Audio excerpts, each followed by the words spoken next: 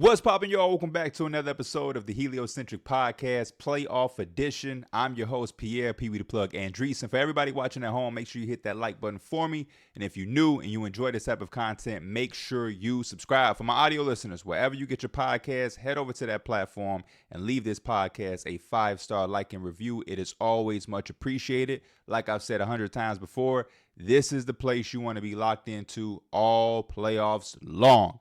The first thing I want to start with and talk about, I guess, because it's over, the first series that's officially over, the Minnesota Timberwolves and the Phoenix Suns.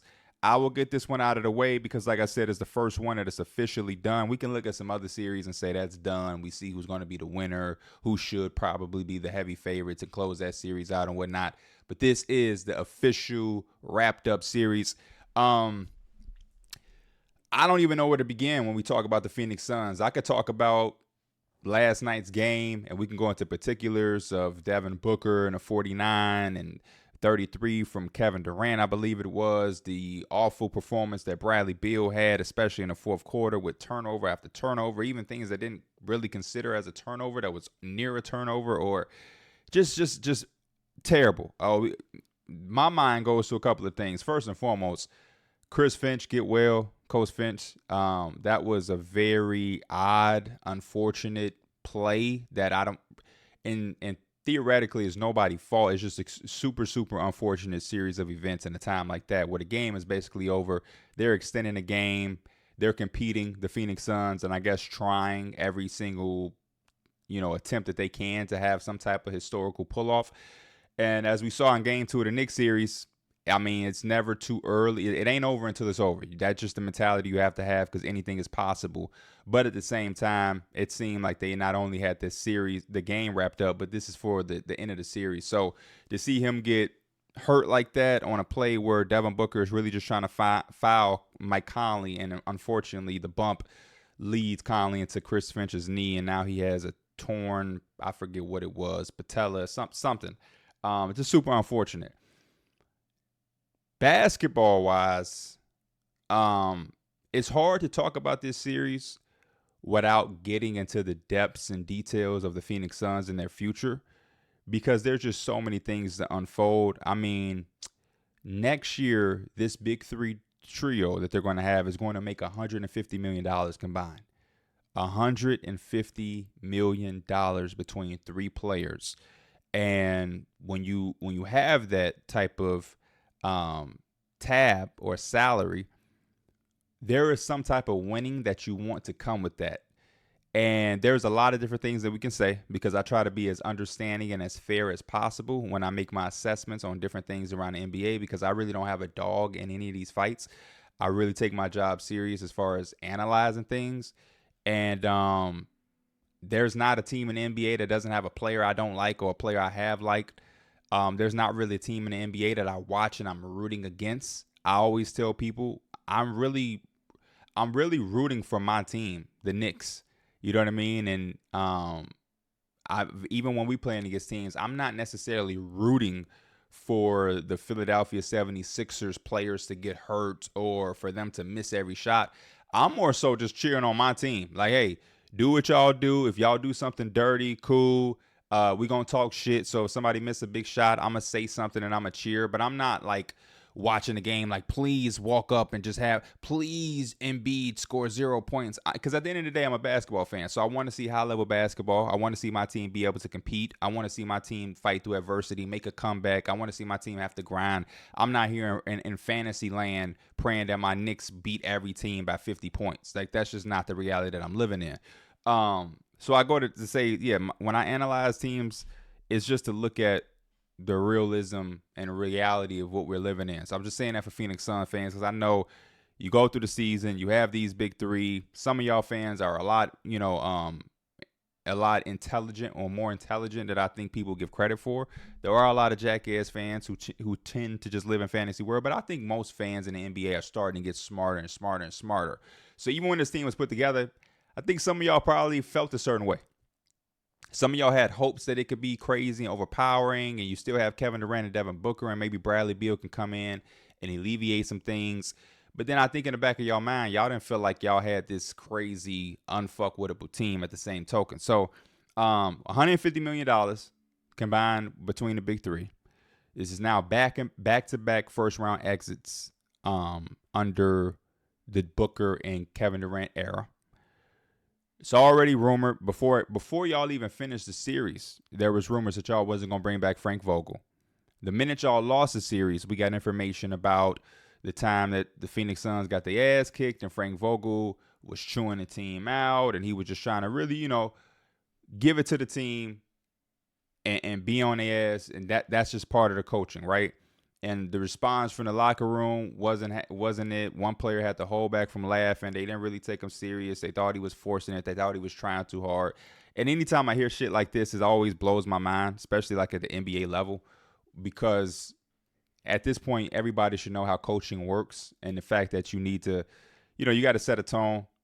You really got to inspire players. Like that's just the culture of basketball. We like, even if you didn't take it serious, you got to be understanding of what's happening. Y'all got your ass kicked. For y'all to not be taking somebody serious is mind blowing to me as the players, because after you lose a game like y'all did, y'all shouldn't really take yourself serious. The fact that y'all coach felt the need to have to really chew into y'all and go all in is kind of mind blowing for me. And that's what the NBA is really about. That's why I've always told people I've never really had a desire to coach in the NBA. I've had a desire to coach, you know what I mean? And my dream at the highest level has always been like college basketball and recruiting, because I think I'm a great recruiter. And I think there's more respect level at the college level. The NBA is really babysitting.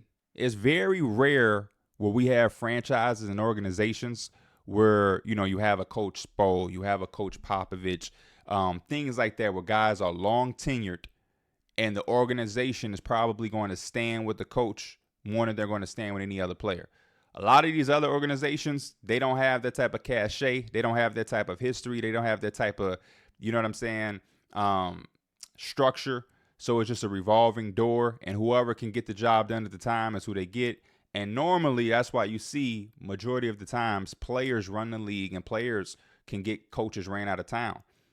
No player in San Antonio history has ran Greg Popovich out of there. Miami, even when LeBron had his doubts and his issues, Pat Riley stood beside his coach and supported him. And now that sticks. So now when you come into Miami, you have to respect Coach Spo. You have to respect his perspective, respect his preparation and his demands in order for you to survive there. And if you don't, not only will the upper management and Coach Spo look at you away, but the rest of the locker room will also look at you like, yo, what are you on? That's not what we do here.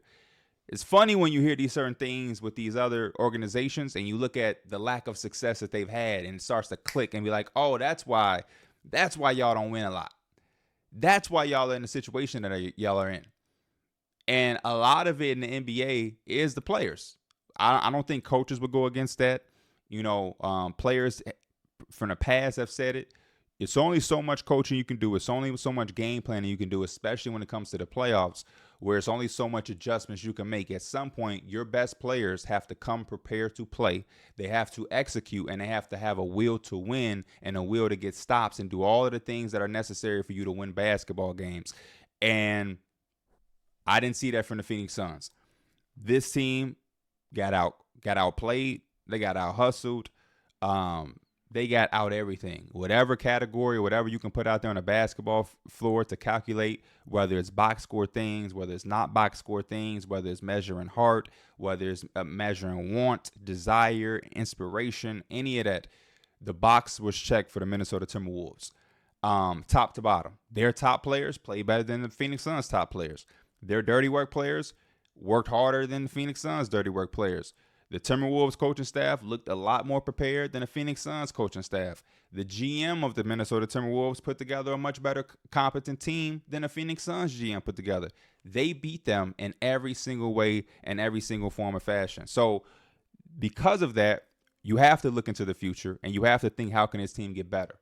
There is not many ways that this team can get better. They're going to fire their coach, Frank Vogel. Then they're going to have to bring in a brand new coach who's going to have to implement brand new philosophies. He's going to have to put brand new relationships together, cohesiveness, and just like overall vibe. He's going to have to implement a whole new offense, whole new system, whole new defense, just whole new philosophies all the way around. And they're going to go through this cycle And this is very reminiscent of like the LA Lakers, because when you have a roster that looks the way Phoenix does, there is no coach that you're going to bring in and then you're going to get different execution. That's just the bottom line with the Phoenix Suns. They are going to go out here and try to figure out a way to say we have something that we're going to pinpoint why we didn't have the success. The easy way and the coward way, in my opinion, that the NBA does is go to the coach first. That's the easy way out, is to say, hey, our fan base, listen, we're going to bring back basically the same team. We're going to have the same DNA. We're going to run into the same problems, but we're going to convince y'all that it was all about the coach. We're going to pretend that we're going to hire a new coach, and that new coach is going to come here and he's going to make Bradley Beal look like an entirely different player. He's going to make Hall of Fame Kevin Durant do all of the little things. So Kevin Durant is going to box out and be a defensive player now, and he's going to play power forward and rebound. Yusuf Nurkic is going to be utilized in a whole different way. Like, that's just, they're going to sell that dream. And again, I think fans are a lot more intelligent than organizations tend to think or give credit. And a lot of y'all are not going to buy that bullshit. And what's going to end up happening is they're going to prolong what is the word I'm looking for? They're going to prolong the blow up, I guess I'll use, the blow up of this team. And I think that's the chance that they have right now to decide on, because it's inevitable. That's the inevitable fate of all of this, is that this team is not well put together. It's not well constructed. And the biggest mistake they made, they will not be able to undo.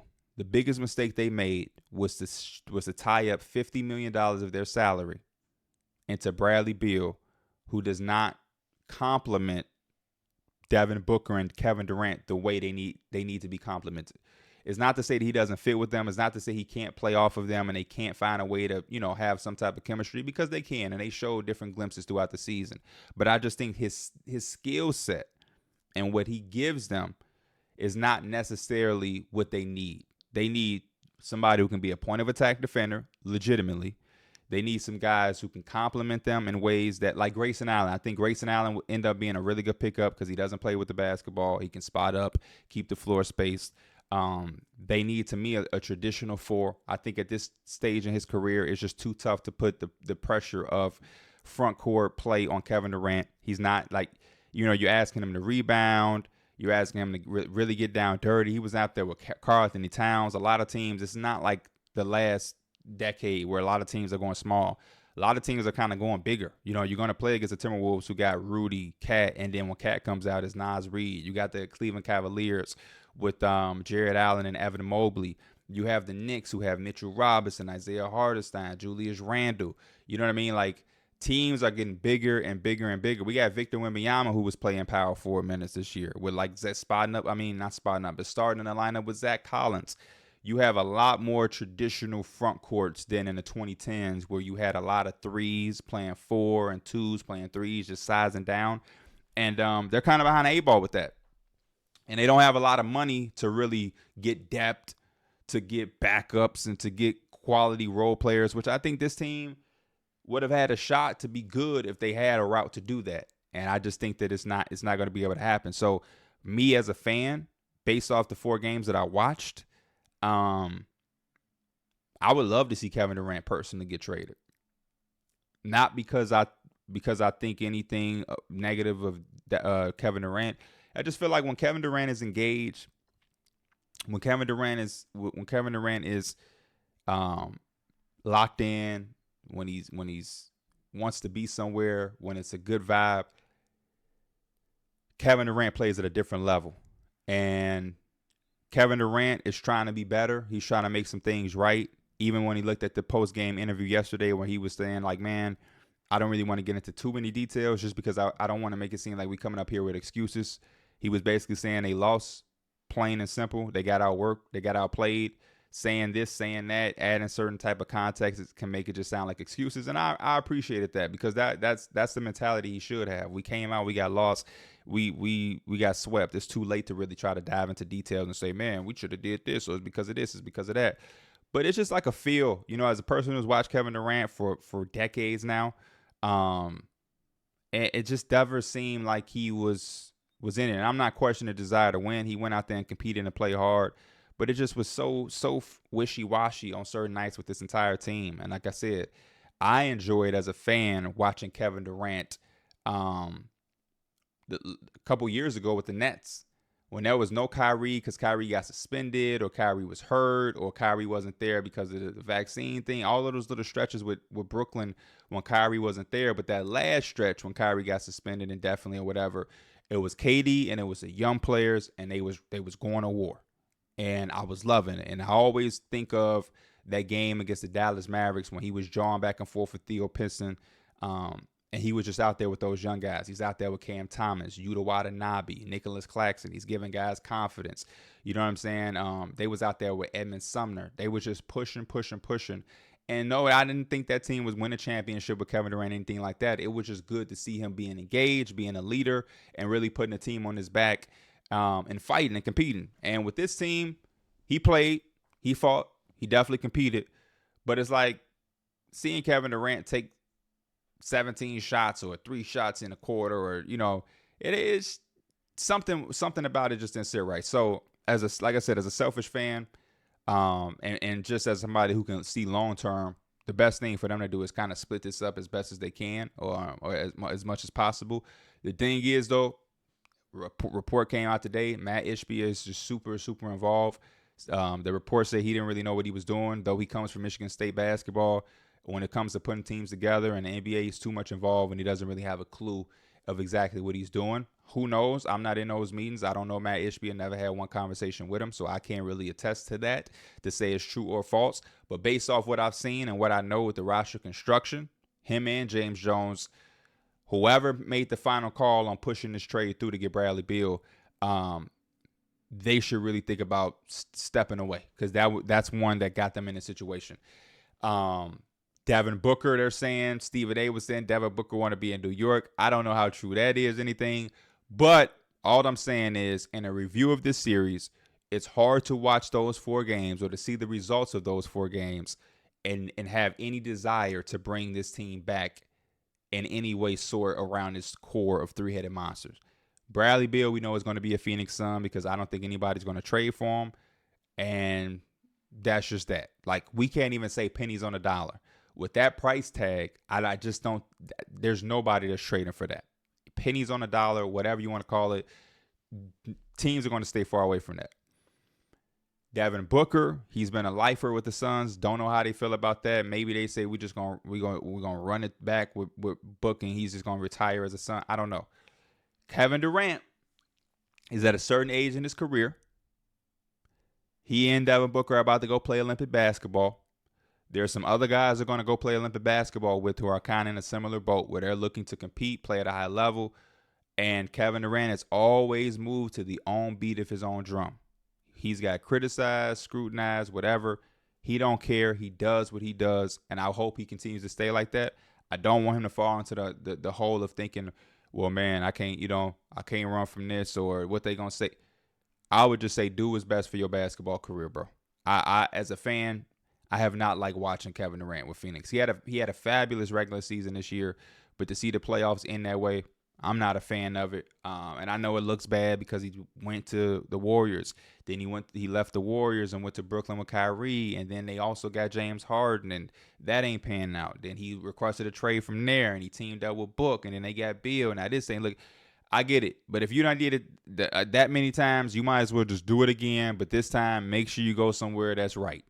Just make sure you go somewhere that's right. As far as the Timberwolves, though, got to speak on a winner. They look sharp as ever. I heard different conversations saying, man, are they looking that way because they're that good or Phoenix is that bad?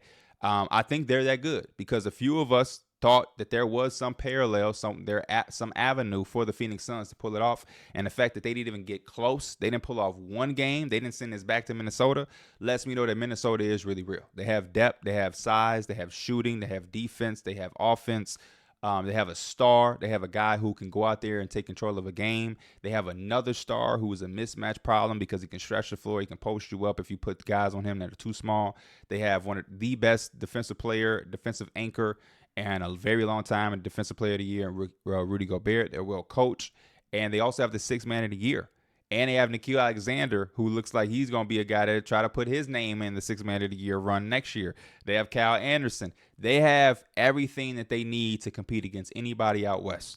Will they win and can they beat the Denver Nuggets? Only time will tell, but I know they have enough of the weapons to make it a fight. They're going to be able to compete. They're going to be able to fight hard, and they're legit. They're the real deal, so I cannot wait to see what happens there. And I love having a guy like Ant-Man be in a conversation of like face of the NBA. Just his competitive nature, his non-seriousness. That's what basketball is all about, if we just keeping it all the way a buck. Basketball is about talking shit. Basketball is about having fun. Basketball is about competing. Basketball is about dunking and flexing. It's about having respect for somebody and knowing that they're your favorite player or they inspired you or you grew up on them, but then also having enough will and enough competitive nature and enough self-respect to then go at them. And I think that has been something that's been refreshing because that's been lost in this kind of new era where it's like, oh, that's my homie outside of basketball. We kick it in the summer. We play AAU together. We went to the same college. So I'm going to compete, but I ain't going to go too hard on my mans. Where like the era that a lot of youthful people in today's game missed in the 90s, early 2000s, mid 2000s is like, hey, we have a relationship. We have respect for each other. We are friends, but I'm coming at you. You know what I mean? That's the Michael Jordan effect where he can go golfing with certain guys and then go play against them in the finals and go at their neck. That's the Kobe Bryant thing where it's like in a regular season in the NBA, I play with Pau Gasol. We're in the Olympics, first play of the game. I know what play they're doing. I'm going to run through him and hit him hard and send a sign and a message of, hey, you my boy, we teammates, but right now we ain't on the same side. So I'm coming at you. And I think Anthony Edwards is covering that cloth where he sets that tone and let it be known. So that's refreshing to see a guy like him play with that type of mindset and attitude. And I think we need a little bit more of that. We ain't got to fake fight. We ain't got to try to hurt people and be dirty. But we definitely have to play with a certain competitive nature. That's like, I'm going at you, you coming at me. And after the game, we can shake hands and kick it and give each other praise. But in between the lines, we are not on the same side. We are competing and we are damn near at war. And I'm trying to get the best of you. You trying to get the best of me. And that's just what it is. And when we have that, we get these type of performances. And I just want more of it. I'm a selfish fan. I just want more of it. Moving on out east to my team, the Knicks and the Philadelphia 76ers. We take a 3-1 lead. This game was incredible. The game 4, the win that we had. I'll be honest. The Jalen Brunson performance is just something that it's hard for me to sit with because it was like, I don't want to be too dramatic, but it's just like an experience that I just haven't had in a long time as a Knicks fan. You get what I'm saying? I've had it as a supporter for another player that I like, like other players. I've seen LeBron go unconscious. I've seen the shot Kyrie had and some of the performances he's had. You see Steph Curry in the finals, Kevin Durant, Derrick Rose with the Bulls when I was younger. But to have somebody on our team on this type of stage play like that, it's crazy. We've seen Melo do it with the Knicks in regular season games, but I don't ever remember like a playoff performance from Melo that looked like that. We haven't had a Knick give us that type of playoff performance in a very long time. And to see it on that stage, on the road, with everything that's on the line for us to take a 3-1 lead, you know what I mean? Like, that performance, I want to go back and watch it again, but I'm trying not to because I want to let it simmer, and I want that to be something that I go back to and just like feel the chills. You know what I mean? Like, that was just a very, very big win.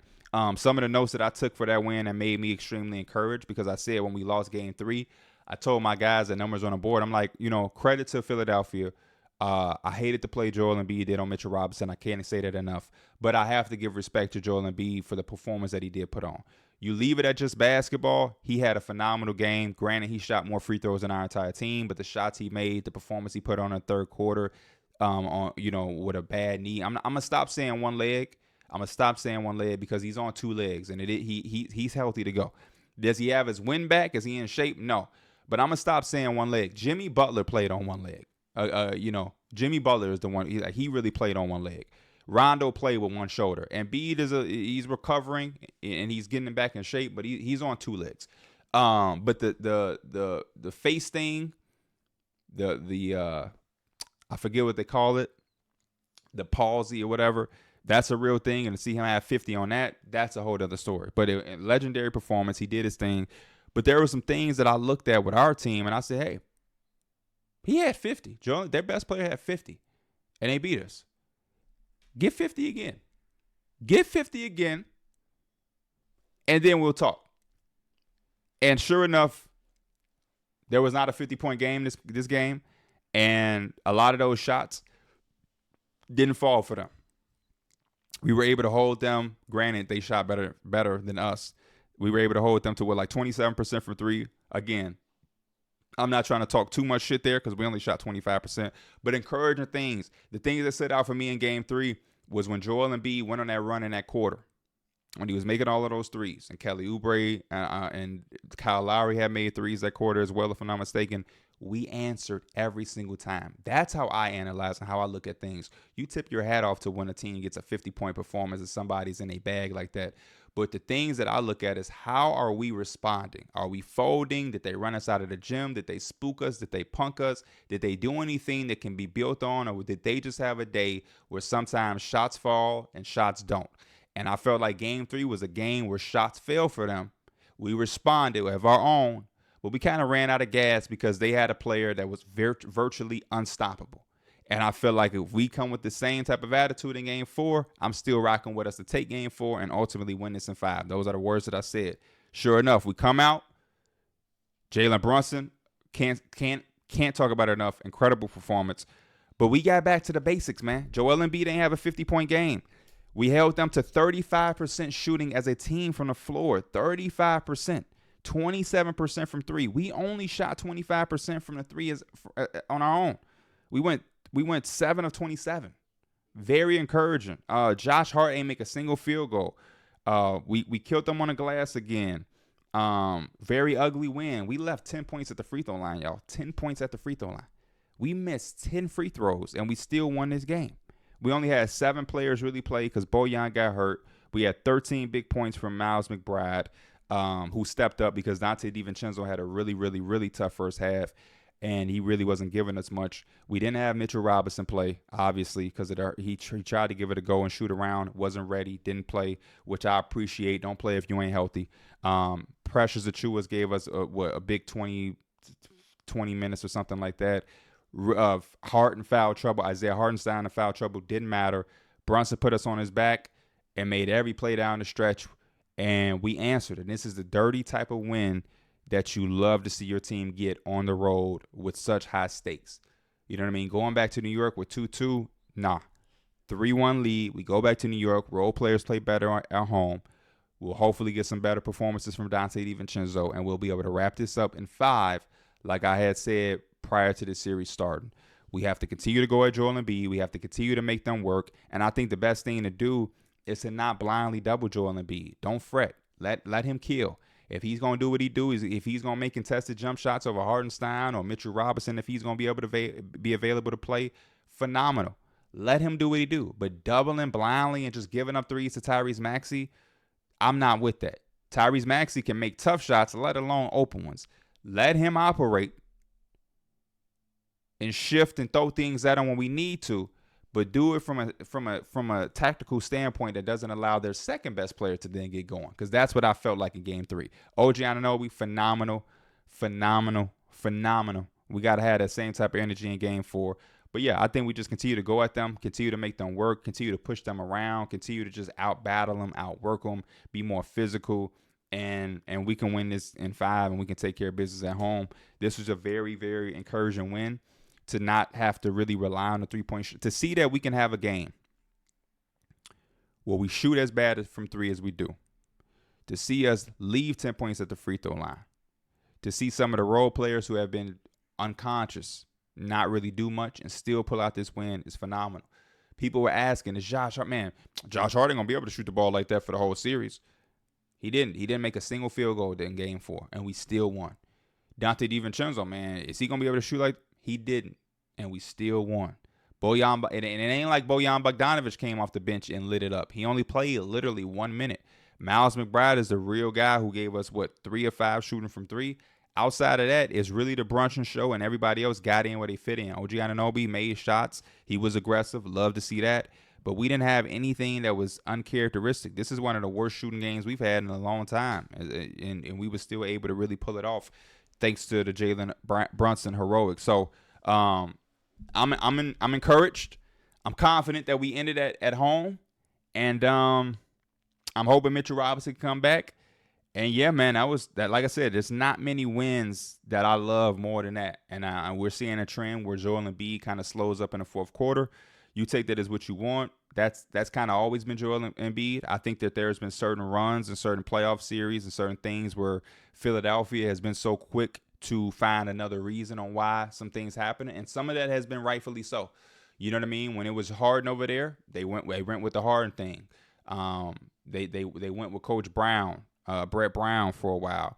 They talked about when Jimmy left and they chose Tobias, and Tobias Harris gets a lot of the attention now. And I've been a guy who said it since the bubble. I get some of the frustrations with Tobias Harris, but I just don't know what people expect. Did I expect Tobias Harris to score 10 points or score 8 points? And no. But some of the expectations that I be hearing people say or they be questioned, I just don't be knowing what people want from Tobias. That's not to take up for him. I'm not saying he's playing up to par. He's definitely underperforming. But I think y'all have been saying he's been underperforming for years. But I never looked at Tobias Harris as a second option for y'all to go far. I've always looked at Tobias Harris as somebody who I'm buying into as my third or fourth option. When y'all had Ben, JJ, Jimmy, Tobias, and Embiid, I love that team because Tobias Harris is now, your fourth option? And if JJ has a crazy night, he's your fifth option. You start with Embiid, you go Jimmy Butler. Ben Simmons is one of the priority options off top because he handled the ball so much. And now if JJ get going, you know what I'm saying? Like, I love that situation. But when you lost JJ, you lose Jimmy Butler, and now you have Embiid, Tobias, and Ben. It's not bad, but Ben, he gets the ball because he's the point guard. But like as a scorer, you're not looking at Ben that way. And then Tobias is cool, but again, you don't want to put. So I understand the frustrations, but I just never understood what exactly was expected from Tobias. And this is again one of those years after we've had 3 or 4 years now. So I understand the frustration, but at the same time, you want 15 points from Tobias Harris instead of 10? Because he ain't giving you 20. He's not about to give you a 25 per game series. That's not happening. It's just not happening. So again, I understand the frustration from Philadelphia 76ers, but at the same time, you do have to understand who we're talking about and what we're expecting. And I do think if Tobias Harris is on another team or with y'all again next year, but he's making not $30 million, I think you have yourself a solid little player there. So shout out to Tobias Harris though for some of the performance of yesterday, because I don't know. For me, when I'm watching as a Knicks fan, I guess I'll really say it real quick just for 76 to really understand. When I'm watching in that fourth quarter, there was a few players where I was like, I love that play. Shout out to him.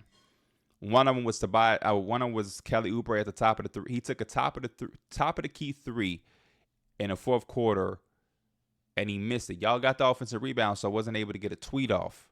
But I was just like, why that shot, Kelly? Why that shot? That shot, they're giving you that shot for a reason. He like dribbled into it, and it's just a shot he took.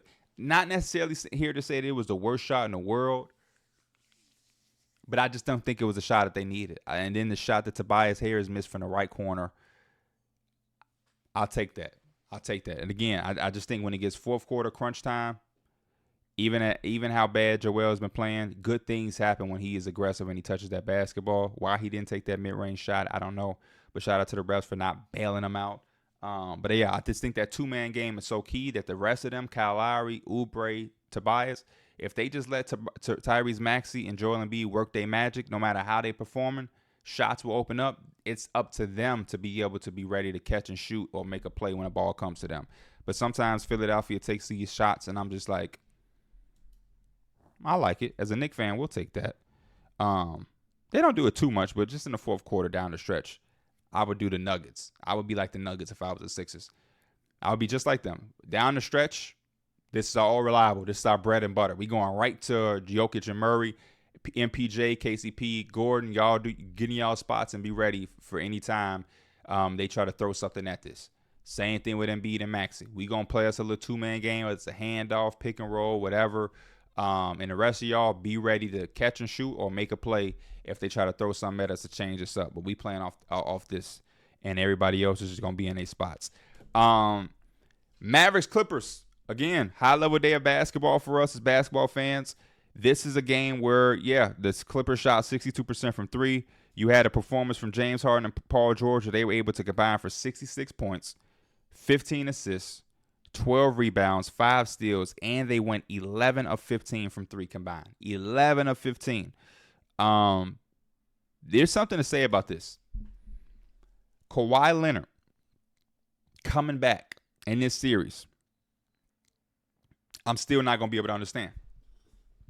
You go up 1-0. You do exactly what you're supposed to do. You played well without him. You had an incredible performance from James Harden, who had 28 points in that game one. Paul George was solid. He didn't have to do too much. Zubac came to play, and you won. Usually when you have a player that's hurt, they rush back or they come back too soon because you're down, and the team starts to get desperate, and they feel like, oh, we got to go, and we can't let the series get too far behind. Y'all were up. And y'all brought him in. His knee didn't respond in a way that y'all were expecting or anticipating, but he still played, and he's a guy that's got to get 15-plus shots. And though you want that from Kawhi, you don't want it if he's not healthy. If he's not moving well, if he's not going to be able to be effective, if he's not at 100%, why bring him back when y'all just had one? That gives him another day of rest. That gives him extra time to come back at full strength. Rush it in. If they lose this series, I'm going to question that by whoever signed off on that, because you lose 2 games in a row. The minute you decide to play him, he came back for game 2, you lost. Y'all go back to Dallas, he plays in game 3, you lose. The 2 games you win, he doesn't play. He does not play, probably because y'all feel a little bit more open. There's a little bit more navigation. There's a little bit more on the table for everybody else to get there, is because now when Kawhi isn't playing, that's 15-plus added shots that's just out there. It don't mean that Paul George automatically get 8 and James Harden gets 7. They're just out there. Whether they all go to Paul George, whether James Harden and Paul George do split it. You may have a night where Terrence Mann makes a few extra shots. Amir Coffey may get some shots in the corner now. Norman Powell can eat those shots up. You just got a bunch of shots that are just out there, and it's just a flow and a rhythm that can be gotten from that. And so when you brung him back too prematurely, I just can't wrap my mind around it. And now you standing there with a 2-2 lead, with a 2-2 series, where I don't know what this lead looks like if you decide to just let him chill and let him get back to full strength. At the worst, you're still 2-2. But maybe this is 3-1. Maybe the first 2 games at home y'all win because y'all are just thriving without him. Don't get me wrong. The Clippers are not better without Kawhi Leonard.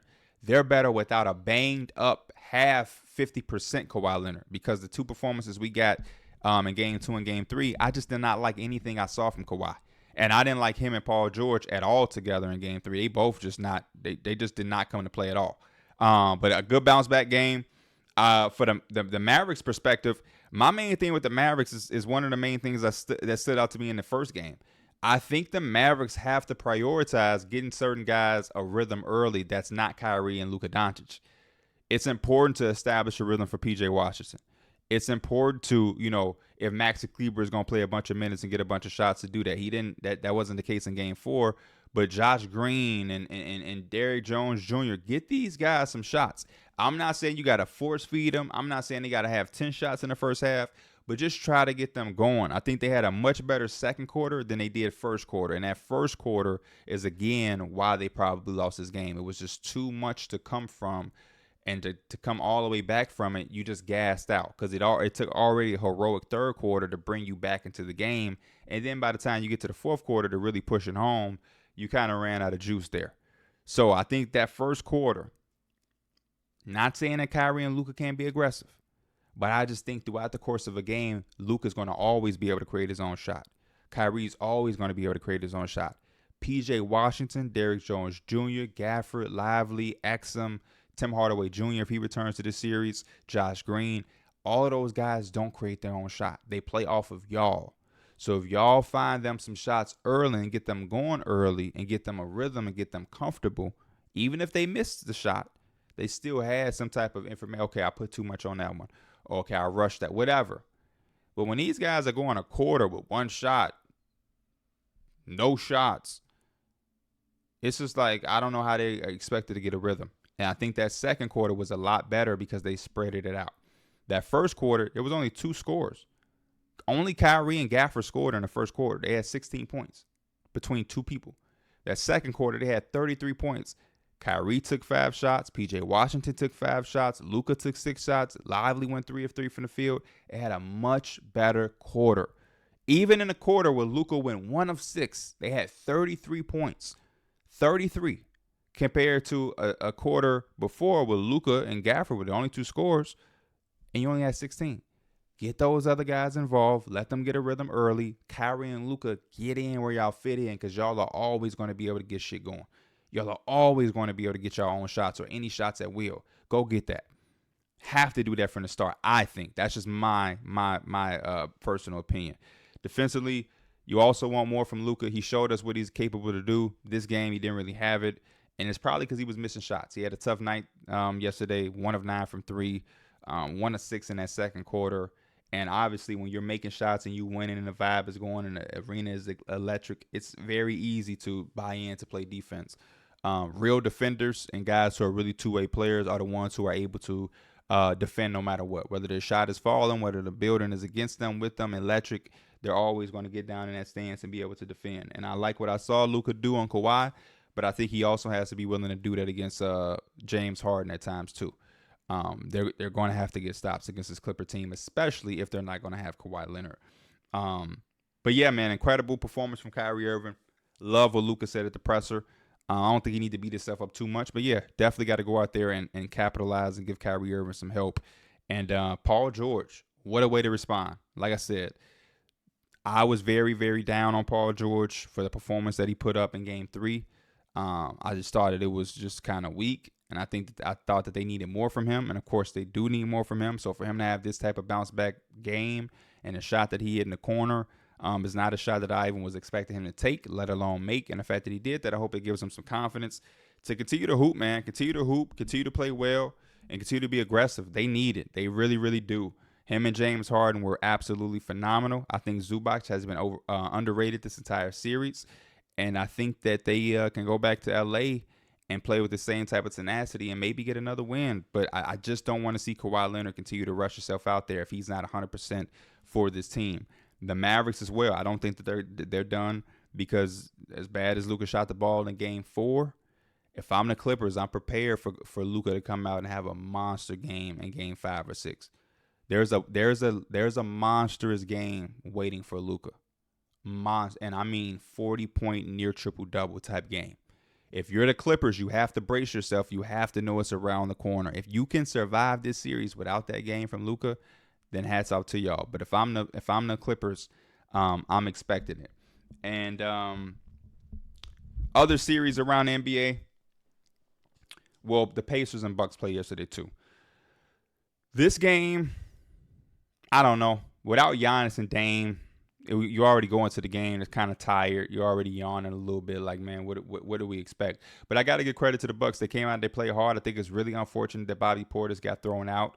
They needed him. They really could have used him. I know hindsight is everything, because without Dame, without Giannis, and now without Bobby Portis, that just puts a lot more shot attempts and opportunity on the table. So obviously, if Bobby Portis plays, that probably takes away from somebody else. Maybe Malik Beasley doesn't have the 20. Maybe Brook Lopez doesn't have 27, whatever. But for how hard they played, you just wish they had a little bit more out there that could have gave them a chance, because they did play this Pacer team really, really tough, especially in that first half where they was really going back and forth with them. But shout out to the Pacers.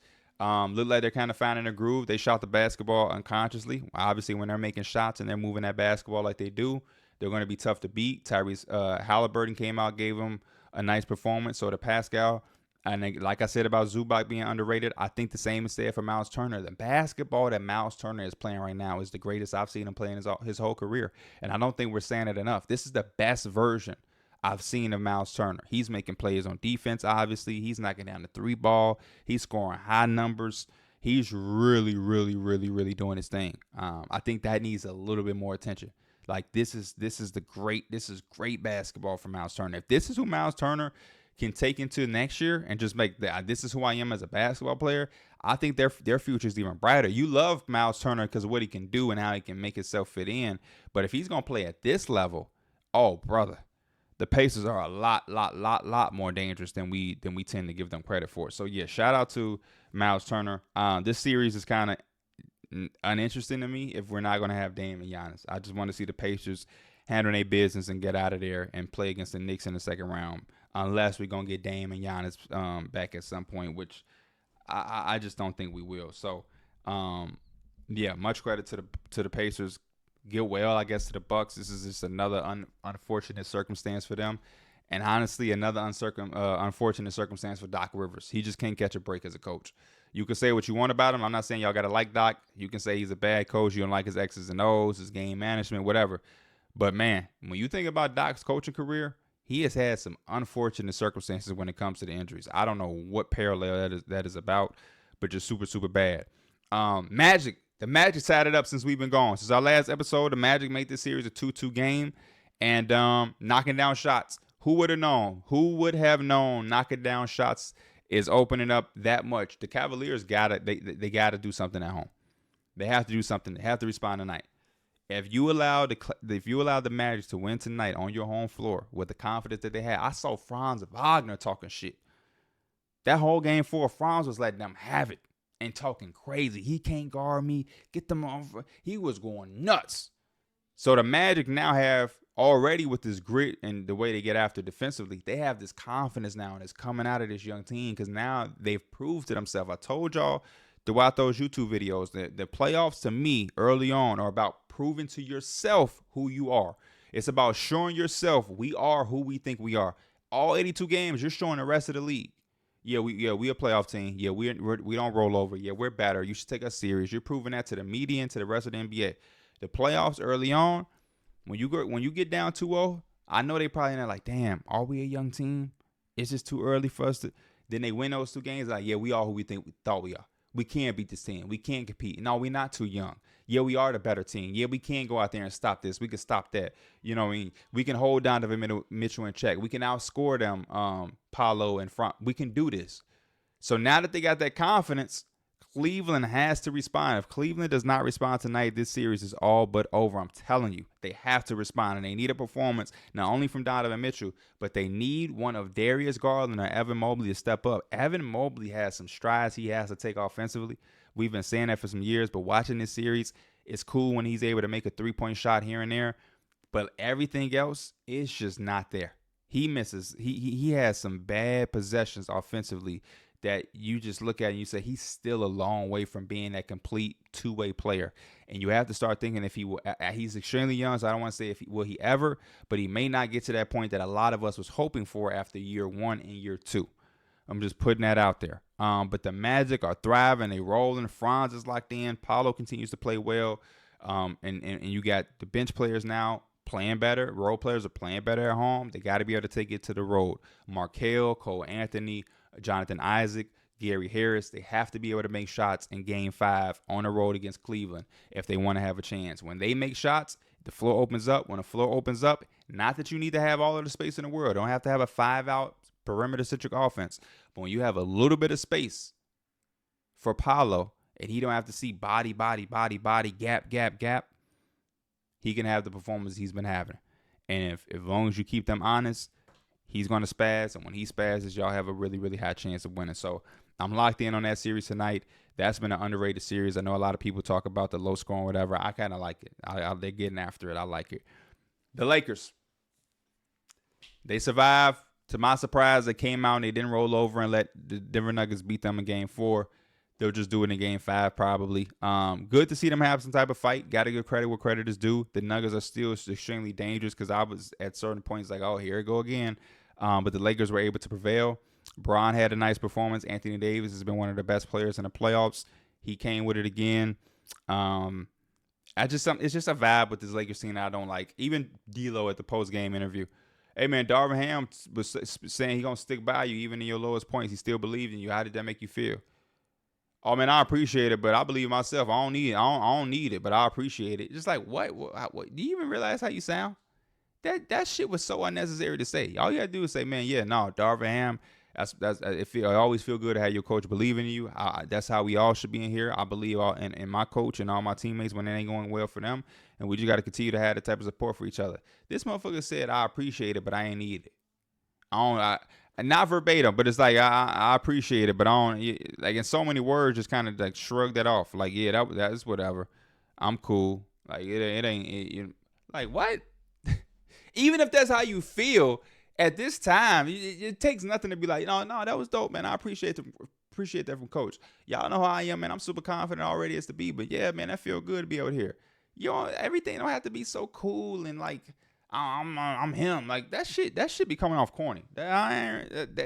Hearing those type of quotes and seeing that type of shit, it just again it makes you look at shit so differently. Whenever players try to be saying cool shit or think they saying something, it just opens up my brain to like that shit be making sense when I think about team chemistries and just different things. And it shows you how tough of a job some of these coaches be having, man. But yeah, the Lakers extend the series. Take it one game at a time. If the Lakers can make history against this Nuggets team of coming back from 3-0, take it one game at a time. I'm here for it. I am so here for it. I don't even want to put that out there for the Nuggets fans. Y'all are probably going to shut it down at home. We know how it is when you have to go into Denver and play at that high altitude. But boy, if there's anybody to do it, it's LeBron. And I'm here for it. That's all I'm going to say. Other series. These other two series, the Celtics and Heat, it was good to see the Heat get that win in Boston. They got their ass kicked in game 3. Maybe that's what they do. Maybe they get their ass kicked and they make adjustments and they win again and tie it up at 2-2. I'm not expecting it. The Celtics are just overwhelmingly better at this point. And that's just what it is without them having Jimmy Butler and Terry Rozier. Even with them, the Celtics should be winning this series. So there's not too much to say there, to be honest with you. And then the Pels, OKC, same kind of situation. The Pelicans, they need Zion. This team is just outmatched. OKC ain't really giving them much. They're the better team. They have the better players. They're proving it. They're showing it. And they taking care of business. And, I mean, they'll probably 4-0 them and get that sweep over with. And, yeah, I really don't have much words there. Other than that, y'all, I'm locked in. I'm ready for some more playoff basketball tonight. We're going to be on ESPN again tomorrow, ESPN 2 at 2 o'clock Eastern. Make sure you locked in on that. We're also going to have our regular podcast episode. So yeah, more playoff basketball. We locked in. We got the draft around the corner, draft combine and all of that. Make sure y'all stay locked in to Pee Wee the Plug, all playoffs. Let me know y'all thoughts, feelings, emotions in the comments. No matter who your team is, whether you got swept, on your way to being swept, if you're up, if you just lost, if you're late, let all of the frustrations, feelings, and emotions out in the comments. I don't even need feedback.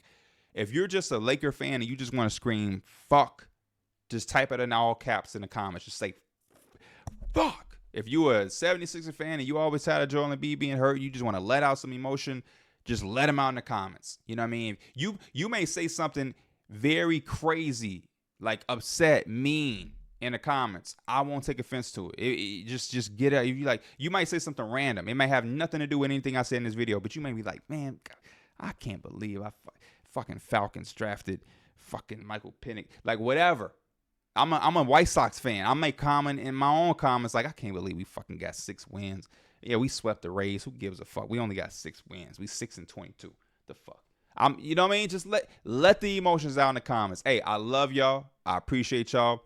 It's always a pleasure doing a Heliocentric. Shout out to all my audio listeners.